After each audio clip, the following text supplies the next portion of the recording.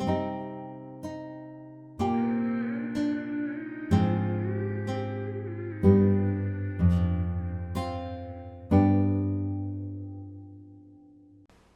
guys. Got a few things that we're working on. Sorry for the delay, but lots of new stuff is coming soon. Hope you guys are enjoying your summer. Today, I wanted to do a movie breakdown. Haven't done one in a while, and this movie is very bizarre. Not too many people have heard of it because it's a French film, but it's a really surreal, dark fantasy movie with a bunch of esoteric symbolism and references to multiple real-world conspiracies. I thought it would be cool to go over and point out all the weird stuff in the movie. So if you haven't seen it, keep in mind there will be spoilers, but it is a long movie, so I don't think it's that bad if you want to see the breakdown and then go watch it for yourself after. The movie we're diving into today is called The City of Lost Children from 1995. It's a pretty wild ride, and we're gonna unpack all the strange, hidden meanings and symbols packed into this fever dream of a film. Once you see what's beneath the surface, you'll never look at this movie the same way again. With that, get some popcorn, sit back, and let's get started. The movie starts off with a kid's bedroom, all decked out for Christmas, but something's off. There's not just one Santa, but a whole bunch of them start creeping in. It actually starts to get pretty terrifying. This poor kid is watching in horror as these Santas start taking all his stuff, and then to add to the weirdness, there's this albino reindeer that decides now's the great time to take a dump. It's basically some type of surreal Christmas nightmare. Suddenly, we get to a new scene. A guy's waking up, screaming his head off, with some kind of freaky device strapped onto his head. But he's not alone. There are 4 identical twins who start screaming right along with them. So they're in some kind of lab, and then it only gets weirder from here. They all stop screaming at once and gather around this contraption. There's a little kid hooked up to it, clutching a teddy bear for dear life. And then it says that some mad genius named Krank is stealing this kid's dreams. This is pretty trippy. We see a brain, just a brain, trying to talk some sense into the scientist. It's asking how is this madness going to end? But instead of answering, the scientist grabs the kid's teddy bear and starts beating the crap out of it. The camera pans out and we see this lab is perched above the ocean in some crazy surreal setting. It seems to be some type of oil rig. The teddy bear falls out the window, sinking into the depths below. It's a pretty blatant symbol, but we'll get into what it all means later. Next thing we know, we're in this dark, dystopian looking town. There are a couple of kids messing around with a slingshot by the docks, and the whole place has this gloomy, oppressive vibe. We see one of those strength tester games, like the ones where you hit the lever with the hammer. At the very top, near the bell, it says, The City of Lost Children. So I guess that's the name of this city? Turns out there's some kind of circus in town. We hear an announcer hyping up the crowd for the world's strongest man. But that's not all. In the same shot, we're shown this weird cult or secret society handing out pamphlets. They're spouting some nonsense about penetrating the corridors of the shadows to become one of the chosen ones. I wonder what they're referencing. And then just to hammer home the whole secret society angle, there's an Eye of Providence symbol behind them, obviously referencing Freemasons. These guys are actually asking people to pluck out their eyes to join them and build a better world. Nothing says utopia like a bunch of self-mutilated cultists. While all this is going down, we see a couple of kids trying to pickpocket the crowd. They seem to be street urchins, and they're targeting this little one who's collecting money for the strongman. Turns out this kid's just another orphan in this messed up city. The announcer tries to stop the kids from stealing, but out of nowhere, some dude pops up and stabs him in the back. Then the guy just bolts after that, leaving everyone in shock. Our strongman, who's been chained up this whole time, breaks free, and he's worried about the announcer, but it's too late. As the crowd gathers around the poor stabbed guy, we get a glimpse of something shady going down in the shadows. There's this group of people lurking around, and one of them only has one eye. The other two are wearing sunglasses, just like those cult weirdos that we saw earlier handing out the pamphlets. So, it's not that hard to figure out that these guys probably had something to do with the murder. It's already going pretty hard with the secret society stuff. But here's where it gets even creepier. As this mysterious group takes off, we see a bunch of flyers in the background. They're saying stuff like, "Enough disappearances," "Where are our children?" and "Missing person notice, high reward." So it's pretty clear this town's got a serious problem with kids vanishing. It seems that it has something to do with this one-eyed cult. Next thing we know, we're at this caravan. The stabbed announcer is laid up in the bed, and that orphan kid from before is just chilling, having a bite to eat. Suddenly, an apple and a string bumps against the window. They're literally fishing for kids. The strong man's not gonna have any of it, so he grabs the apple and shuts the door. This cult is trying to steal the child, and they're not gonna give up that easy. One of them, with the one-eye device, shoots the door open, and they seem to have this device that gives them this night vision. The strong man and the orphan try to hide, but these guys have some kind of sound amplifier. They eventually find them, but the strong man puts up a fight. In all the chaos, we see the poor orphan kid getting stuffed into the van. And then again, we see the Masonic eye symbol right on the van, which is the hole that the kid is stuffed through. The strongman chases after them, but the van gets away. He ends up in this small building by the water, where he finds a whole group of street orphans. Turns out, the kid they took is known as Little Brother. The cult's still after the strongman, and it seems they're trying to take him out. He plays dead when they come into the orphan's hideout, and these are the same orphans that we saw stealing earlier, and they got a pretty big stash. The bad guys don't notice our strongman, but they do help themselves to all the orphans' money before taking off. But the orphans aren't totally broke, they got even more cash stashed away that the Cyclops didn't find. That's what they're calling these one-eyed people in the cult. The kids grab their money and dip, and the strongman decides to follow them. Okay, now we start to get weird. We got 4 identical brothers, which definitely seem to be clones, singing "Happy Birthday" to a brain. And it's not just a person with a brain, it's a straight up brain in some steampunk contraption. This brain's name is Uncle Irvin, and he's got this whole setup where he can see and hear everything going on, kind of like Siri's creepy great-grandfather or something. So in walks the mad scientist, Krank. He's not too thrilled about this little birthday party, but Uncle Irvin's got some interesting ideas. He's theorizing that maybe the reason kids are only having nightmares is because the evil is coming from Krank himself, not the kids. Uncle Irvin suggests Krank look for the reason for his trauma in his own tears. Then the brain launches into this fairy tale that's clearly about Krank himself. It's all about this super smart inventor who could create life. He made himself a wife, but she ended up tiny thanks to some wicked genetic fairy. Then he cloned 6 kids, but they all got narcolepsy or something. Finally, he grew a brain in a fish tank. That's our boy Irvin. The issue is this genius inventor forgot to give himself the ability to dream, so he's aging fast and miserably. Krank starts crying when he hears this because, surprise, it's his own story. So basically he's very smart, but he can't dream, and that's why he's stealing kids' dreams. Next scene, we're back with the orphans.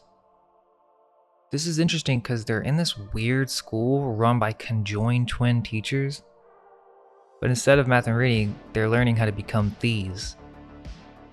It's kind of like another underground cult, and the teacher's called the Octopus. The strongman shows up, and the teachers decide that he can help with the heavy lifting. They take the safe down to the water, empty it out, and then ditch it.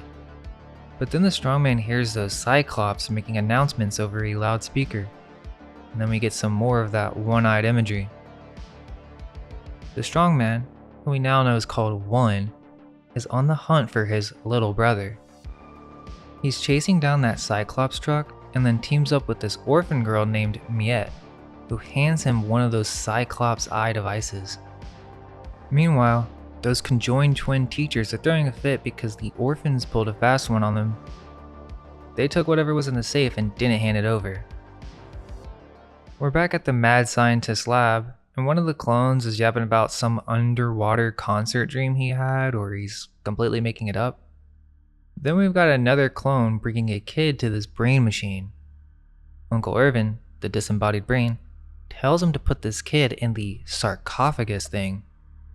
Basically a dream-sucking device. Now here's where it gets really interesting. The clone starts asking Uncle Irvin about the story that the clones have been telling each other. Turns out one of these clones is the original, and the rest are just cheap knockoffs.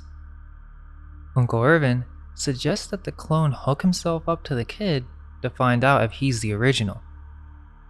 So they put the kid to sleep, strap the clone into this chair that has more Masonic symbols, the square and compass, which could be a reach, but once you see the same symbol over and over again, it starts to become obvious they're referencing this secret society stuff. Just as they're about to start the experiment, a fuse blows. The clone grabs this capsule with the dream in it, and Uncle Irvin tells him to throw it into the sea. Meanwhile, Miette and One are playing spy, sneaking into this weird structure where the Cyclops cult hang out. They're trying to infiltrate the place to find One's little brother. Next thing we know, we're in this underground hideout. There's a priest standing in front of a fire, giving off some sacrificial Moloch vibes. On the altar, we've got a light sun and a black sun. The priest is going on about fighting the power structure. While he's preaching, we see kids being led down a path, all tied up. Pretty messed up scene. And then in the middle of all this, we get this weird moment. Little brother, who's apparently always hungry, gets distracted by some food. Now the movie's playing this off as just a kid being a kid, but the way they shot it and timed it with all the food, and also considering other movies made by the director, it feels like there's more going on here. So we're in this underground chamber that's basically a black market for kids. These little ones, all 5 years old or younger, are being sold off to our mad scientist for his messed up experiments. The wife's greedy for even more kids, but the priest is getting nervous. He says that people are starting to ask questions. Turns out they're trading these kids for high-tech gadgets like those eyepieces and super hearing devices. They think that this tech is going to turn them into some kind of superior race. Interestingly, they're calling this eye device a third eye. Apparently it lets them see into the world of appearances. The priest is going on about temptation and perversion, while we get more of that one-eyed imagery. We're watching some cult member get his third eye installed in what seems to be an initiation ritual.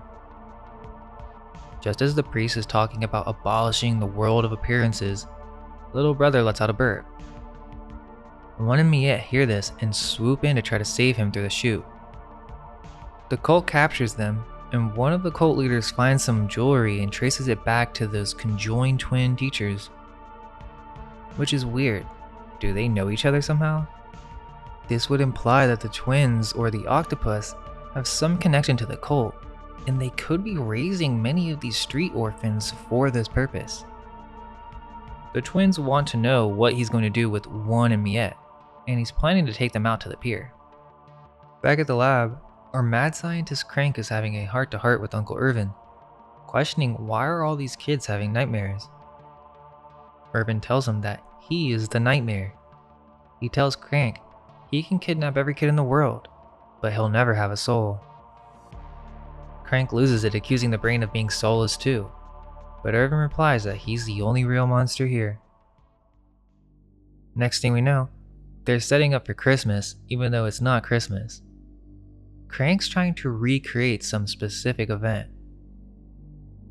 Meanwhile, that dream capsule is still floating around in the ocean. We then meet this new character, Marcelo. The twin sisters are asking him for a favor. They want him to save one, but they couldn't care less about Miette. Marcelo's got this bizarre setup with Russian dolls filled with this special green liquid. He takes some out and, interestingly, gives it to a trained flea. Apparently, this flea is going to be carrying around some kind of poison. I honestly think the CGI for this is surprisingly good for its time. Next, we see Krank dressed up as this creepy Santa, singing to some terrified kids. He's trying to give them good memories for sweet dreams, but he ends up just traumatizing them. One of the clones drops an ornament on the record player, making the whole scene even more nightmarish. Then all the kids start screaming. Next scene, Juan and Miette are tied up on a plank over water, with only a basket of fish keeping them from falling. Cyclops are betting on who's gonna fall first, but then, here comes that flea from earlier, loaded up with that green poison. It lands right on top of the bald Cyclops guy's head. Marcelo shows up, playing some tune that gets the flea to release this toxic material. Suddenly, Baldy goes full on crazy. Turns out this poison isn't just poison, it's some kind of mind control juice.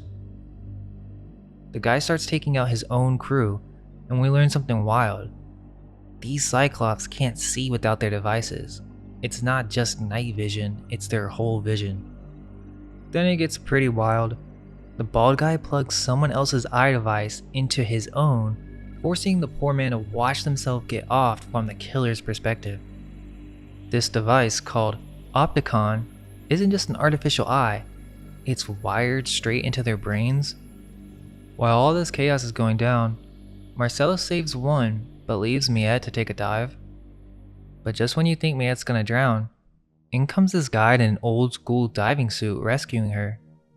Plot twist, it's one of the clones. But this one's got a beard and looks a bit different. This underwater clone has amnesia. He's been living down underground in this bunker, collecting all this junk that the city tosses into the water. Miette recognizes him but can't place from where.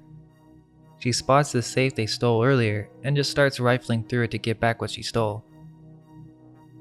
When she tries to head back to the surface, our amnesiac clone warns her it's way too dangerous. But then, Miette opens the door and a bunch of baby toys fall out. The toys trigger something in the bearded clone. He starts remembering. Kids being taken by the devil, children being dragged to hell. Miette decides to take a peek outside and spots a group of kids being herded onto a boat, and little brothers among them. Meanwhile, one's having a full-on pity party thinking Miette has died. Marcelo decides that the best cure for grief is, well, what seems to be a prostitute. Miette makes it back to the surface and tries to fill in the other orphans on the whole Cyclops stealing children situation, but they're more interested in one's apparent night on the town. We cut to one, who's very drunk now and seems to have forgotten about Miette, while the lady he's with accidentally says Miette in French, sending one crying. There's this weird moment where she calls him a radiator when he asks if she's cold. This is a detail that gets brought up later. Just then, Miette walks in, telling one to pull himself together. She tells him that she knows where his brother is, but one's so drunk he thinks he's seeing ghosts and passes out. Marcelo's shocked to see Miette's alive, but she doesn't bother explaining. Turns out this whole drunk one situation was a setup to hand him over to the twin teachers. But the orphan kids pull a fast one and use a crane to snatch one out of the trunk. But one ends up in the water, and Miette's giving the orphan boys grief for being mean to him, and they accuse her of being in love with one, but she insists he's not even a grown-up. Kind of a weird moment. The orphans bail thinking Miette's ditching them for one. We get another shot of that boat full of kids, and then there's that dream capsule that got tossed out of the lab earlier. Then the diving man spots the dream capsule that was thrown out a while ago and takes it back to his underwater hideout. Next, one of Miette's trying to catch him asleep, and we learn that one used to be a whale harpooner, but he was so bad at it that he got fired. Miette's curious about what it's like to have a little brother, and one calls her little sister. But then things get a little weird when he starts breathing on her to warm her up, calling himself a radiator, which goes back to that earlier scene with the grown lady in the red dress, which makes it even more strange. Meanwhile, the scuba guy is trying to get some shut-eye in his underwater hideout when something falls, making the dream capsule break open. Green smoke starts floating around and goes straight up his nose. Then it gets pretty psychedelic. The dream from the capsule becomes his dream. It turns out, this dream sequence is actually giving him his memories back. Now here's where it gets insane. We get this scene with homunculi growing in large containers. We find out that our diving man is actually the original clone. And interestingly, the whole setup looks like some kind of alchemist lab, which says a lot. Krank comes in all angry and starts choking our original clone. But the original clone chucks a flask at Krank's face, drawing blood. Then Krank's tiny wife gets in and then clocks our clone in the head before they toss him into the water. This dream is an old memory of the original clone that he must have forgotten after getting hit in the head. So it looks like Uncle Irvin, the brain in the tank, knew about this original clone all along and sent the dream capsule on purpose to jog his memory. Now here's where it gets even trippier. The green smoke escapes to the surface and starts giving a bunch of kids nightmares. Again, the CGI is surprisingly good in the way that it seamlessly integrates into the environment. The smoke makes its way to Miette while she's asleep and enters through her nose, giving her the same nightmare. She says that she saw the woman again, Krank's wife, the one who steals children, and that she also saw a minefield. She remembers what the diver told her, that there is a man with tattoos who has the map to get past the minefield. Finally, we see the kidnapped kids arriving at this oil rig castle where the lab is. They're being fed some kind of mush while Krank's enjoying a gourmet meal. Little brother pulls a sneaky one, eating Krank's fancy dinner as it's being sent up in the elevator. But there's this creepy detail in the background with a child's skeleton in the scene. Krank surprisingly isn't too mad about losing his dinner. He's more intrigued by little brother's complete lack of fear. It's like he's found his golden ticket, a kid that's not scared of him. Meanwhile, Miette and One are on the hunt for this tattooed man. Then we get some more of this weirdness where One's giving Miette a foot massage. Okay, now we're getting into some uncomfortable territory here. Miette's asking about One's future plans, and he's talking about maybe getting a wife. So the whole conversation has this strange undercurrent to it. The movie seems to be pushing for some kind of romantic angle between Miette and One, which is questionable to say the least. Miette's trying to look pretty, and One gets Miette for life tattooed on him with the heart. So it does seem that's what they're trying to do here. They finally find the tattooed man. Turns out it's this old Chinese tattoo artist with the map on his head. Back at the lab, one of the clones and Krank's wife spots something getting through the minefield on their radar. Irvin the Brain is calling this guy the Messiah who will save them all. Looks like our original clone is making his grand return, just as the Brain planned. Miette and One are prepping to go rescue little brother, but before they could head off, one of those poison-carrying fleas jumps on One's head. The twin teachers are back to finish what they started. They're after their jewels and start playing that creepy mind control tune. One goes full-on Manchurian Candidate, getting all hypnotized and violent. He slaps Miette and starts choking her while the twins keep playing their twisted melody. Miette's about to die when her tear sets off this Rube Goldberg-esque chain reaction, ending with a ship crashing into the pier. After all this goes off, one finally breaks out of his trance and falls into the water with Miette. They eventually make their escape and start navigating through the minefield. Meanwhile, Krank's playing nurse to Irvin the Brain, giving him migraine meds. He's got some high hopes for little brother being his ticket to Dreamland. Miette and one finally reach their destination, and then there's this random pelican. To me, it seems to be a Rosicrucian symbol, or it could just be a pelican. We get more of this weird romantic tension between Miette and one as she squeezes through a small hole. One ties a string around her, and she mentions that they're really starting to get attached, hinting towards their relationship again. Inside, the Brain's prepping Krank for his big dream attempt. Miette's sneaking around, nearly gets shot by Krank's wife, but she gets saved by the original clone, now known as the Professor. The Professor's basically going full demolition man, planting dynamite everywhere. The Professor's so focused on destroying everything that he's forgotten about the kids. Krank's wife, in a surprising moment of decency, gives Miette a key to find the children. We find a little brother hooked up to the dream machine, and Miette stumbles into this scene. The Brain drops a bombshell that he's been waiting for her all along. Turns out he was trying to send her the location through dreams. Miette can't just unplug little brother because he's under a spell. The Brain tells her the only way to save him is to enter his dream.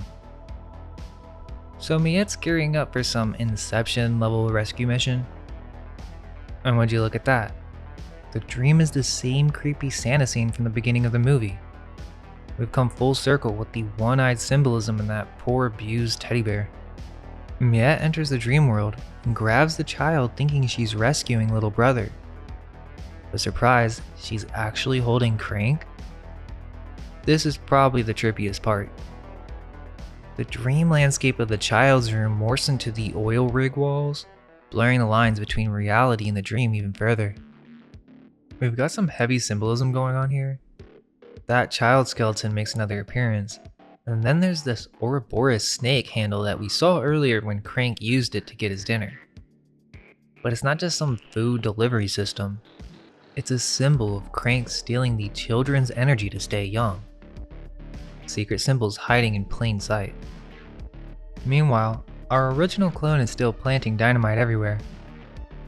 Then we see that one fell on the pelican's nest, and so it does seem to be a symbol hinting at some kind of sacrifice and renewal.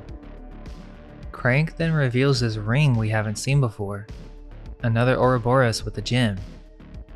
They keep emphasizing the symbol of eternal renewal. And then here's where it gets really twisted. Krank is not just about stealing dreams, it's about stealing youth. We watch Miette age rapidly while Krank gets younger. The symbolism keeps coming. We've got a library in the background, so knowledge, that creepy child skeleton again, and then Krank's ring falls off as he gets too young to wear it. It's clear now that this isn't just a fantasy film, it's diving deep into occult symbolism. Then we get this bizarre dance scene with old Miette and young Krank. Krank keeps de-aging until he's a baby, while Miette becomes ancient. There's some poetic justice here as Krank can't reach the Ouroboros handle that he's been using to steal youth.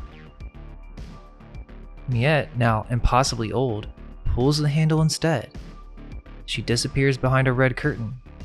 More symbolism here. While the dream version clone hooks baby Krank up to this dream machine, creating this bizarre loop sequence like he's stuck in a time loop or something.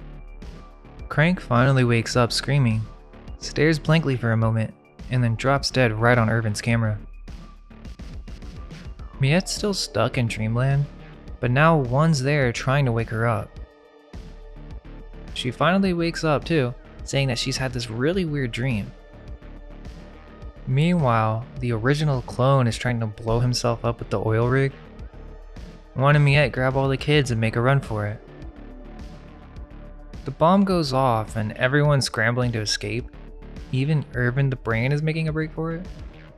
The original clone seems to have gone insane and doesn't want to leave. But then, a piece of paper with an equation flutters into his hand, and suddenly he has a change of heart and decides that he wants to live after all. This paper must have given him a memory, and we find out that this original clone is actually the creator of all of the clones and even Irvin the Brain. He's the professor. The whole place goes up in flames as everyone else makes their escape. Then the movie randomly ends with little brother burping. This film really is a fever dream, but on the first watch a lot of these details might be missed because it is a long movie and it's better if you watch the original French version. But the movie really does have a lot of esoteric symbols and references made, which makes it very interesting. Is the director trying to say something? Interestingly, the director Jean-Pierre Jeunet has other bizarre films, one called Delicatessen, which came out before The City of Lost Children and has some of the same actors. It's literally a film about eating humans, and we get some of that pig symbolism. He's most well known for his movie Amélie, which is the most successful French film, but he has more movies with interesting symbolism. Micmacs also makes a reference to the Masons as the arms manufacturer logo is the square and compass.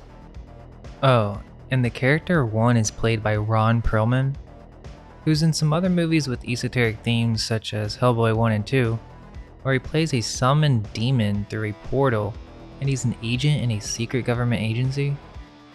Hellboy 2 also has some more symbols with underground cities. I guess I'll leave it at that.